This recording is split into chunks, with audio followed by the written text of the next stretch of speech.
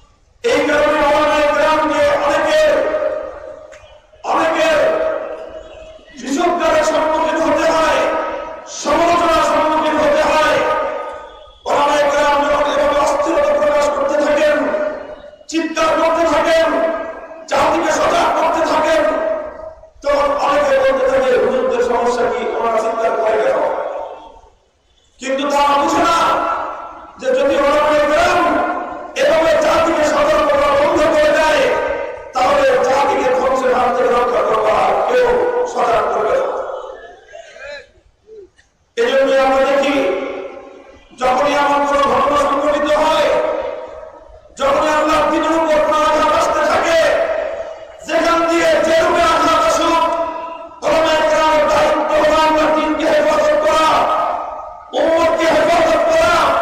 এটা ওলামায়ে কেরামের আলহামদুলিল্লাহ نحمده ونستعينه ونستغفره ونؤمن به ونتوكل عليه ونشهد أن لا إله إلا الله وحده لا شريك له ونشهد أن سيدنا وسندنا وحبيبنا وحبيب قلوبنا ومولانا محمد الذي أرسله الله إلى كافة الناس بشيرا ونذيرا وداعيا إلى الله بإذنه وسراجا منيرا. أما بعد فأعوذ بالله من الشيطان الرجيم. بسم الله الرحمن الرحيم. وإذا أردنا أن نهلك قرية أمرنا مترفيها ففسقوا فيها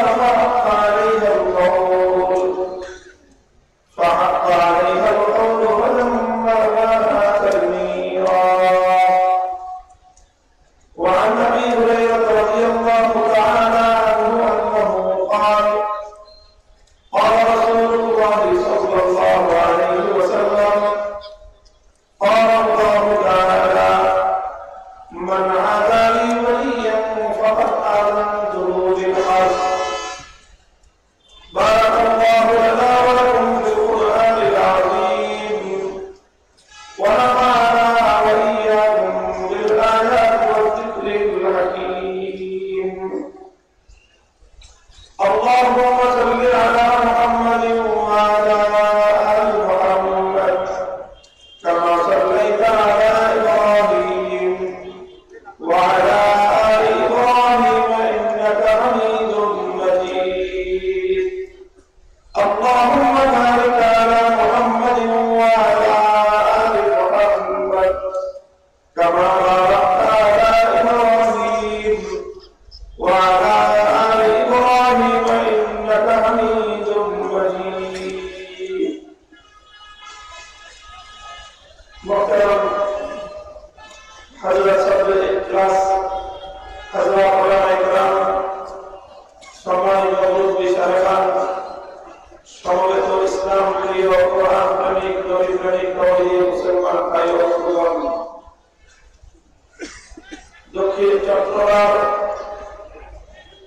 অন্যতম, উত্তর চট্টগ্রাম অন্যতম সামাজিক ধর্মীয় সংগঠন আলামী সংস্থার উদ্যোগে আয়োজিত 3 দিনব্যাপী আজিমুসান মাহফিলের সর্বশেষ দিবসের সর্বশেষ অধিবেশনে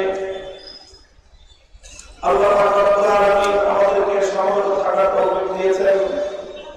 রব্বে কারীমের বড়ই মেহেরবানি, এই জন্য তার দরবারে সকলের হাদিয়া পেশ করি, দরবারে সকল করি আলহামদুলিল্লাহ। পবিত্র কোরআনে পাকের একটি আয়াত তেলাওয়াত করেছি এবং সহিহুল বুখারী থেকে একটি হাদিসে কুদসির অংশ বিশেষ আমি আপনাদের সম্মুখে পাঠ করেছি। কোরআনে পাকের আয়াত এবং আল্লাহর নবীর হাদিসকে সামনে রেখে সময়ের প্রেক্ষাপট বিবেচনায় অল্প কিছু কথা আলোচনা করার ইচ্ছা রাখি। সময়ের কিছু জরুরি কথা আল্লাহ তাআলা এই গুনাহগার বান্দার জবান দিয়ে উচ্চারণ করিয়ে দেন, সেই দোয়া আমি আপনাদের কাছে চাই। আল্লাহ রাব্বুল আলামিন কবুল করেন। মুহতারাম হাজিরিন, আল্লাহ রাব্বুল আলামিনের এই উম্মতের উপর মেহেরবানি যে আল্লাহ রাব্বুল আলামিন পয়গম্বরের সিলসিলা বন্ধ করে দিলেও এই উম্মতের মধ্যে বিরাসতে নববীর মাধ্যমে, নবীদের উত্তরাধিকারের মাধ্যমে আল্লাহ পাক রব্বুল আলামিন কিয়ামত পর্যন্ত আল্লাহর দ্বীনকে পরিপূর্ণ পরিপূর্ণ তার স্বরূপে নিজস্ব স্বকীয়তা সহ সংরক্ষণ করবার জিম্মাদারি আল্লাহ নিয়েছেন। আর এই কারণেই যারা নায়েবে নবী ওয়ারাসাতুল আম্বিয়া আলহামদুলিল্লাহ সর্বযুগে সর্বকালে তারা আল্লাহর দ্বীনের ঝান্ডা সমুন্নত রেখেছেন এবং কিয়ামত পর্যন্ত ওলামায়ে উম্মতের মাধ্যমে আল্লাহর দ্বীন তার আপন মহিমায় উদ্ভাসিত থাকবে ইনশাআল্লাহ। অনেকেই আছেন তাদের কাছে ওলামায়ে কেরামের অনেক কাজ প্রশ্নবিদ্ধ মনে হয়, অনেকে আলেমদের অনেক কাজের ব্যাপারে অভিযোগ করে বসেন যে ওলামায়ে কেরাম এরকম কেন করেন। অনেক বিষয় এমন আছে যে অন্যদের কাছে গায়ে লাগে না, কিন্তু আলেম সমাজ সেটা বরদাস্ত করতে পারে না। তখন অনেকেই ওলামাদের ব্যাপারে অভিযোগ দায়ের করে ফেলে যে অন্য কারো কোনো সমস্যা নাই, হুজুরদেরও সমস্যা কেন? কথা ঠিক কিনা? লক্ষ্য করে দেখবেন বিভিন্ন বিষয়ে ওলামায়ে কেরাম যখন বিশেষ করে ময়দানে অবতীর্ণ হন, ওলামায়ে কেরাম যখন বলিষ্ঠ ভূমিকা পালন করতে থাকেন, ওলামায়ে কেরাম যখন শক্ত হাতে হাল ধরার জন্য অগ্রসর হতে থাকেন, বিভিন্ন আঙ্গিকে বিভিন্ন জনের পক্ষ থেকে এই ধরনের প্রশ্ন উত্থাপিত হয়। সেই প্রশ্নগুলো সুন্দর সমাধান সকলের জানা থাকা উচিত, ওলামায়ে কেরামের জানা থাকা উচিত। যারা আজকের ওলামা, যারা আগামী দিনের ওলামা, নিজেদের দায়িত্ব এবং জিম্মাদারি সম্পর্কে তাদের সচেতন থাকা উচিত। ঠিক তদ্রুপ সাধারণ মানুষ যারা অনেক সময় যারা বিভ্রান্তির শিকার হয়ে ওলামায়ে কেরামের অনেক কর্মসূচি, অনেক কার্যক্রমের উপর তাদের প্রশ্নের উদ্রেক হয়, তাদেরও জেনে থাকা উচিত, জেনে রাখা দরকার ওলামায়ে কেরামের জিম্মাদারি এবং ওলামায়ে কেরামের দায়িত্বটা কি। মুহতারাম হাজিরিন, আল্লাহ রাব্বুল আলামিন তার দ্বীনকে দুনিয়াতে পাঠিয়েছেন পয়গম্বর আলাইহিস সালাতু ওয়াস সালামদের মাধ্যমে। কুল্লামা হালাকা নাবিয়্যুন খালাফাহু আখার, হাজার হাজার বছর পর্যন্ত এভাবেই চলেছে। এক নবী দুনিয়া থেকে চলে গেছেন, আরেক নবী এসে তার দায়িত্ব তিনি বুঝে নিয়েছেন। আখেরি নবী দুনিয়া থেকে চলে যাওয়ার পর কিয়ামত পর্যন্ত আর কোনো নবী আসবে না। শেষ নবীর পরবর্তী কিয়ামত পর্যন্ত এই উম্মতের দায়িত্বশীল কারা হবেন? পরিষ্কার কথা হলো আর ওলামা ওয়ারাসাতুল আম্বিয়া, আলেম সমাজকে আল্লাহ রাব্বুল আলামিন নবীদের উত্তরাধিকারের দায়িত্ব দিয়েছেন।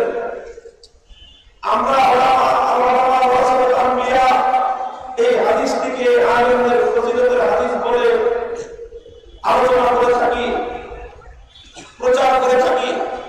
শাইখুল হাদিস আল্লামা আজিজুল হক তিনি বলতেন, এই হাদিসটা যতটা না ওলামায়ে কেরামের ফজিলতের বিষয়, তার চেয়ে বেশি এই হাদিসের মধ্যে ওলামায়ে কেরামের দায়িত্ব সম্পর্কে আলোচনা করা হয়েছে।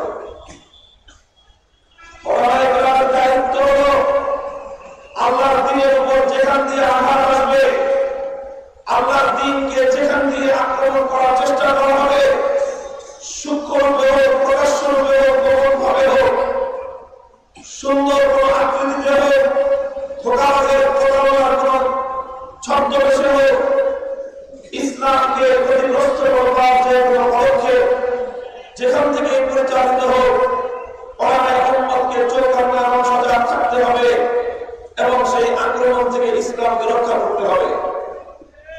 এটা ওলামায়ে কেরামের জিম্মাদারি। মুহতারাম হাজিরিন, অনেকেই ইসলামের অনেক বিষয় নিয়ে তাদের তেমন কোনো যায় আসে না, তাদের তেমন কিছু এটা নিয়ে মাথা ব্যথা হয় না, তারা নাকেদের দিয়ে ঘুমায়, কিন্তু সেই বিষয়টি ওলামায়ে কেরামদের পর ওলামায়ে কেরাম বরদাস্ত করতে পারেন না। আমি আপনাদের সম্মুখে পবিত্র কোরআনে পাকে যে আয়াতগুলো তেলাওয়াত করেছি, সূরা বনী ইসরাঈলের আয়াতে কারিমার মধ্যে আল্লাহ রাব্বুল আলামিন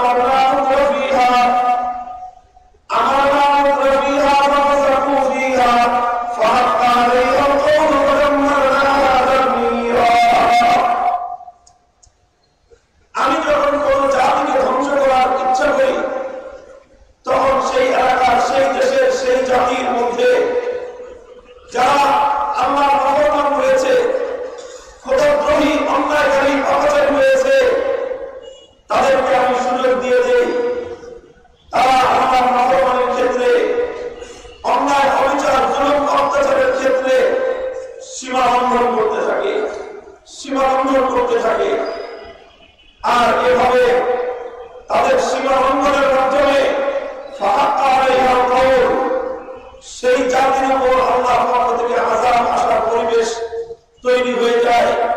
ফাদাম্মারনাহা তাদমীরা, আর তখনই আল্লাহ পাক রব্বুল আলামিনের পক্ষ থেকে সেই কওমের উপর আযাব চলে আসে।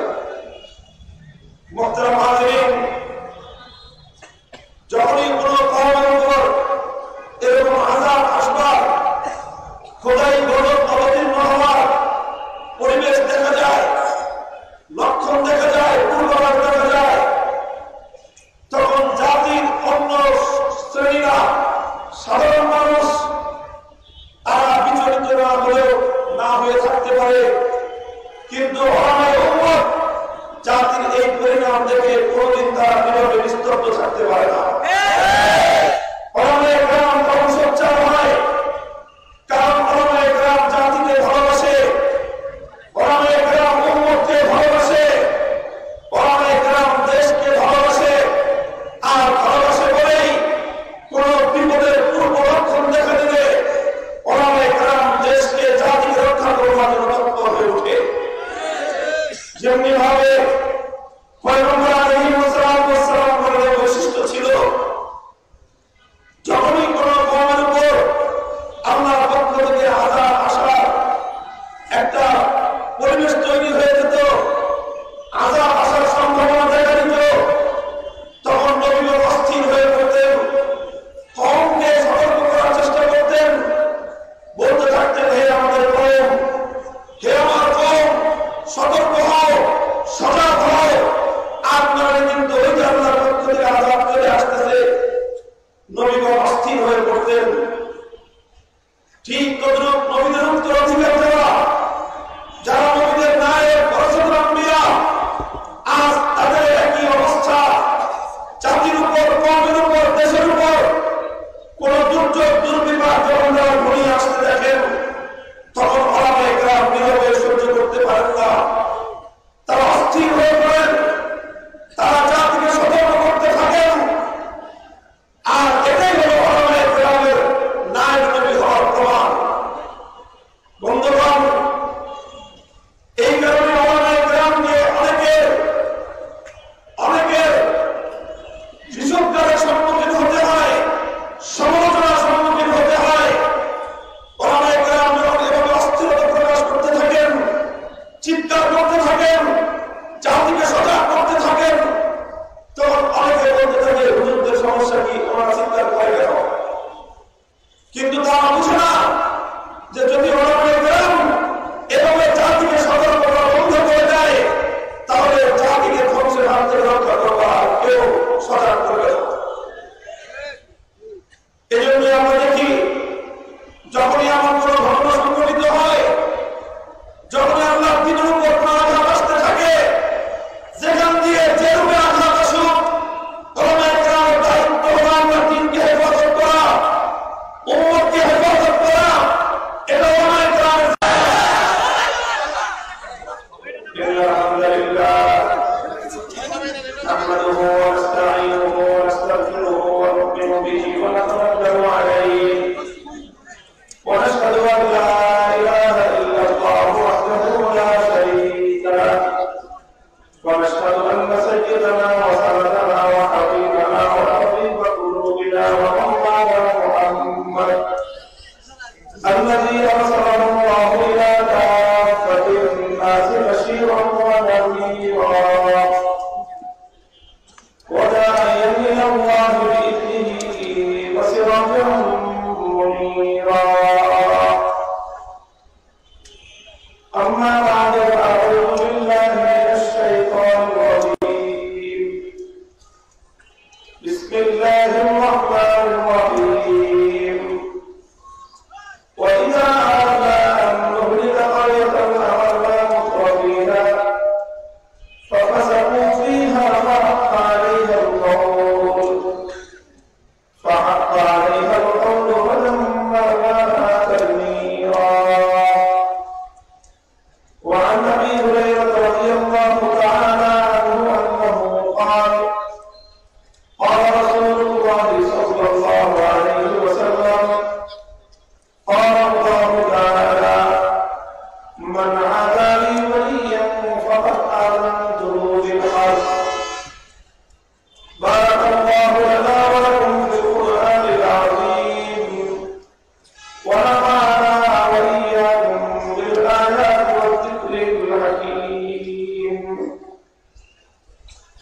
اللهم صل على محمد وعلى آل محمد كما صليت على إبراهيم وعلى آل إبراهيم إنك حميد مجيد اللهم بارك على محمد وعلى آل محمد كما باركت على إبراهيم وعلى آل إبراهيم إنك حميد مجيد محترم حضرت صدر الإخلاص حضرات علماء کرام সম্মানিত মুরব্বী সাহেবান সমবেত ইসলাম প্রিয় কোরআন প্রেমিক নবী প্রেমিক নবী মুসলমান ভাই ও বন্ধুগণ দক্ষিণ চট্টগ্রাম